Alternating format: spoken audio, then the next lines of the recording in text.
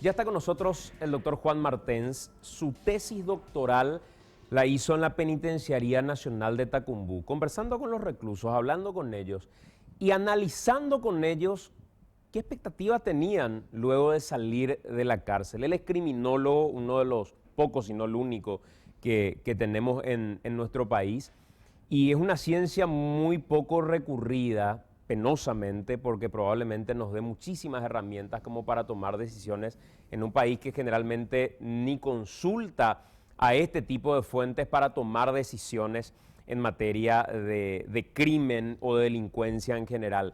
Hola, doctor, ¿cómo estás? Gracias por acompañarnos. Buenas noches, Santi, a vos y a toda la audiencia. Te preguntaba para arrancar, porque tenía esta curiosidad, ¿qué es Libertad Lavronca? Vos te tocó estar muchísimo tiempo ahí conversando con los reclusos. ¿Qué significa Libertad Lavronca? El lenguaje cambia muchísimo con el tiempo y con el paso de los días, incluso va adquiriendo nuevos significados, pero básicamente es un deseo de liberación, de superación. La bronca es aquello pesado que está sobre tu hombro, aquello, una falla puede ser con un amigo, con un preso, con otro interno. Entonces, tu bronca vos tenés que pagarla. Entonces, liberarte de tu bronca es liberarte de ese peso, de esa aflicción que tenés ahí adentro. Entonces, es un deseo, es como un poema, es volar, es salir de allí, básicamente. O sea, los internos hablan mucho en figuraciones, dando a entender también ese deseo de libertad que se tiene. El País de la Vega decía, el derecho que tiene el interno es escaparse materialmente, pero también escaparse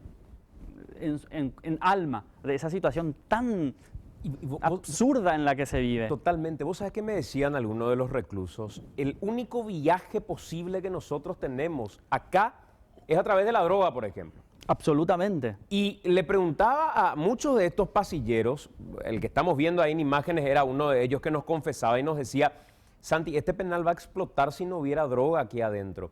Y por eso digo, y hasta con bronca, hablándolo de la bronca, Juan, que me parece pura pirotecnia mediática cuando se hacen estas requisas en las que esta es la droga que incautamos de Tacumbú, cuando ese penal y cualquier otro sobreviven con droga. Es un aguinaldo al negocio. O sea, la requisa es un aguinaldo al negocio, porque hay un pago que se realiza de manera que no seas requisado. O sea, el negocio, el gran negocio de la cárcel es recaudar de estos internos que están en paupérrimas condiciones, sacar incluso de sus familiares lo que no tienen, de manera que tengan unas condiciones más dignas de vida. Entonces, en tanto mantengamos como Estado paraguayo, como un depósito de seres humanos y un lugar desde donde recaudar todos los días millones y millones de guaraníes, esto se va a mantener así. Entonces, ojalá nos sinceremos, es una gran documentación lo que está haciendo AM en este sentido, después de mucho tiempo mostrando otra vez desde adentro, visibilizando esta problemática y la desigualdad que tenemos adentro. No se fueron al pabellón VIT, donde se paga $20,000 para tener terraza.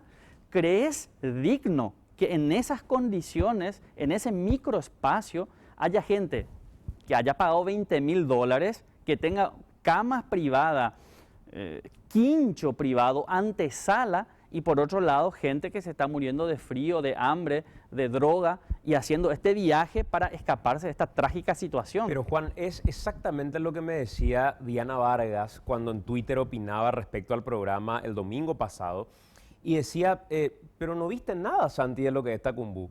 Y yo le decía, pero Diana, es lo que nos dejaron ver. Y somos conscientes, todos los que estuvimos ahí y los que formamos parte de este equipo periodístico, somos conscientes que lo que vimos es nada respecto a lo que es Tacumbú. Hoy mucha gente está sorprendida mirando este programa y dice, wow, mira lo que es la cárcel, como un espectáculo televisivo.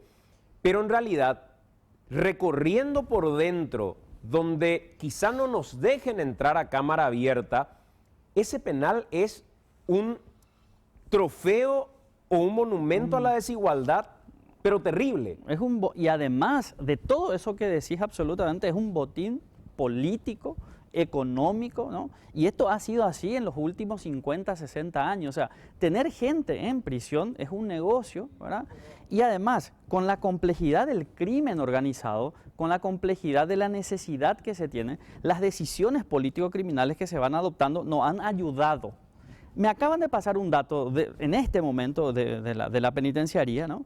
De que uno de los Rotela hoy es el encargado de las privadas y que rinde cuentas todos los días a un funcionario. Hay 21 privadas que se ocupan por 80.000 guaraníes por 24 horas y hoy un Rotela es miembro, es el que coordina el ingreso a esas privadas. ¿Cómo vamos a descongestionar el problema, la rivalidad entre PCC y Rotela? ¿Cómo va a leer el crimen organizado, como pasó en otros sitios tal vez, que el Estado se está posicionando a favor del PCC? O sea, esas son las complejidades que realmente nuestras autoridades no están viendo y se están dejando llevar tal vez por una necesidad micro de recaudación y no están contribuyendo a la solución de la raíz del problema. Juan, eso que estás señalando respecto a los negocios que fluyen dentro de la penitenciaría, mucho no podían hablar en detalles los reclusos porque lo tenían ahí al guardiacárcel, lo tenían ahí al director. Van a ser castigados, van a ser mandados al hoyo, van a ser incomunicados y van a ser golpeados si lo hacen. Pero Tacumbú como un gran centro comercial, Tacumbú como un gran shopping, ¿qué tiene en oferta? Hablabas de las privadas que tienen un costo que hay que pagar, que manejan desde un clan en particular, está el negocio de las drogas. ¿Cuáles son los números de estos negocios que fluyen en Tacumbú? Tenemos cerveza, Tres Leones, whisky, uvita, marihuana, cocaína, crack, celulares, o sea, de la gama de cosas que podemos estar comprando. Un whisky puede estar costando 500.000 guaraníes, una cerveza 30.000 guaraníes, Tres Leones 20.000, y esto todos los días el producto se tiene que estar distribuyendo entre los 3 turnos de los oficiales de guardia, ¿no? Un superior recibe 50.000 por cada día, oficiales reciben 100.000 y los celadores simples, me decían, reciben 5.000 guaraníes. O sea, si hacemos una proyección de privada solamente, en un día se estaría recaudando 1.680.000 guaraníes, multiplicado por 30 nos lleva a 50 millones, uno de los rubros. Si hacemos el cálculo de una cerveza por 2.000 internos, ¿a cuánto nos lleva? O sea, nos aproximamos a 100 millones de guaraníes. Y así tenemos los otros rubros, o sea, y además la venta de la comida, la venta de las verduras, la venta de la cantina, esta que vieron, ¿no? Sí. De la frutería, o sea, todo esto tiene un precio, pero que lastimosamente por una cuestión de subsistencia, de sobrevivencia, el preso, el interno, no te puede estar hablando directamente, o sea, recurre a otras redes de pase de información, de manera que esto se dé a luz, llega a la opinión pública. La gran farsa es la requisa y Juan me parece muy oportuno, define como el aguinaldo. Porque finalmente hay un cobro porque ingrese la droga y hay un cobro porque no te requisen eventualmente la droga que ingresaste cuando hay que hacer este espectáculo televisivo. Pagaste 1 millón para que te den un celular o pagaste 100.000 según de qué celular se trate y tenés que pagar 10.000 a la hora de la requisa para que no te lo saquen. Y si no pagaste 10.000, te sacan el celular y tenés 24 horas de tiempo por 200, 300.000 guaraníes para recuperar de vuelta. O sea, ese es el esquema en que hoy se manejan las penitenciarías y en ese contexto de qué recuperación, de qué tratamiento penitenciario. Incluso hay escuelas en las penitenciarías en donde el portonero te cobra 2.000 guaraníes para que vayas a estudiar. O sea, debemos sincerarnos en el sistema penitenciario de manera que los planes y programas sean reales. O sea, debemos sincerarnos, debemos decir de que esta situación vamos a acabar y que estos seres humanos lo veamos como personas con derechos, con dignidad, que tienen una oportunidad. Muchos de los que están son delincuentes ocasionales, incluso primerizos, que no tienen una vida en el crimen. Es muy poco el porcentaje de lo que se llama delincuentes persistentes, de estos que tienen una proyección en la desviación de la delincuencia y que pretenden quedarse, jubilarse en el delito. Es la minoría. Sin embargo, la cárcel así como está, y los estudios lo han demostrado, es de que es criminógeno. O sea, llevarte a la cárcel, dejarte en ese lugar, en esas condiciones, sin ningún tipo de tratamiento, lo que hace al cabo de unos años es darte incluso identidad delincuente. Exacto. Cuando no ingresaste con esa identidad. Es como lo que habitualmente se dice en la universidad del delito. Y eso está demostrado científicamente, o sea, está contrastado con los datos, está contrastado con los análisis que se vienen haciendo. Ingresaste por una cuestión bagatelaria y terminás convertido con una oportunidad. En lo que hablábamos el otro día, La oportunidad de tener un estatus dentro de la cárcel y pertenecer a un grupo como el PCC. Por ejemplo. O sea, vos entraste por una cuestión mínima a la cárcel, pero ahí, como una logia, se te presenta la oportunidad de ser bautizado y tener el estatus de un PCC. Y que genera respeto, genera temor y una posibilidad de negocio también. Entonces, ese es un punto central en donde cuando el Estado no se ocupa de darte lo mínimo, decías vos hace rato, papel higiénico, el que no puede rompe el colchón, pero sí, el que tiene alguna habilidad y es visto como una posibilidad también de negocio para estos grupos criminales, son insertos dentro de la economía de esos grupos y sirven como tales. Pero si ni siquiera para eso servís, son 800 personas en Tacumbú ahí debajo del tinglado. Lastimosamente son tratados así paraguayos en este momento. ¿Cuál es la chance que tiene un recluso para reinsertarse a la sociedad en estas condiciones?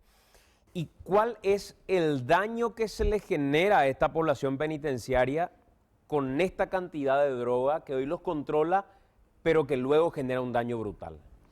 La investigación revela que si un interno tiene familia que lo sostenga a lo largo de su encierro, tiene alguna posibilidad de salir y no caer nuevamente en la delincuencia. La familia es fundamental. La familia es fundamental, de hecho es el único condicionamiento estructural como determinante. Además, evidentemente, si tuvo antes del ingreso a prisión un trabajo en la economía formal, una educación, o sea, unas redes sociales que le hayan contenido durante el encierro. O sea, este es el punto fundamental. Si la red social previa al ingreso del interno no es capaz de ser mantenido durante el tiempo del encierro, va a caer nuevamente en estas posibilidades mínimas de dejar la delincuencia. De allí que los traslados son muy graves, Santiago. O sea, alejarle al interno de su familia es una cuestión muy preocupante por eso, porque pierde ese único apoyo, ese único sostén que le permitiría no volver al delito, ¿no? En todas las categorías delictivas que analicé, o sea, delincuencia sexual, drogas, homicidios y delitos contra la propiedad, son estas personas que tienen un capital social y estructural previa, son las que tienen relatos de desistencia del crimen. Lastimosamente, aquellos que no tienen este capital social, que no están escolarizados, que no han tenido trabajo en la economía formal, que no tienen educación, están, si el Estado no interviene y realiza un tratamiento penitenciario, van a caer nuevamente por esta estigmatización social, puesto que se te cierra la puerta cuando salís de la cárcel, no te quieren dar empleo, entonces necesariamente vas a tener que recurrir a la delincuencia para subsistir. Juan, te agradezco mucho la presencia. A vos, a vos. Gracias por acompañarnos. Juan Martens, abogado, criminólogo, compartiendo con nosotros sus apreciaciones sobre este trabajo en esta edición especial de AAM.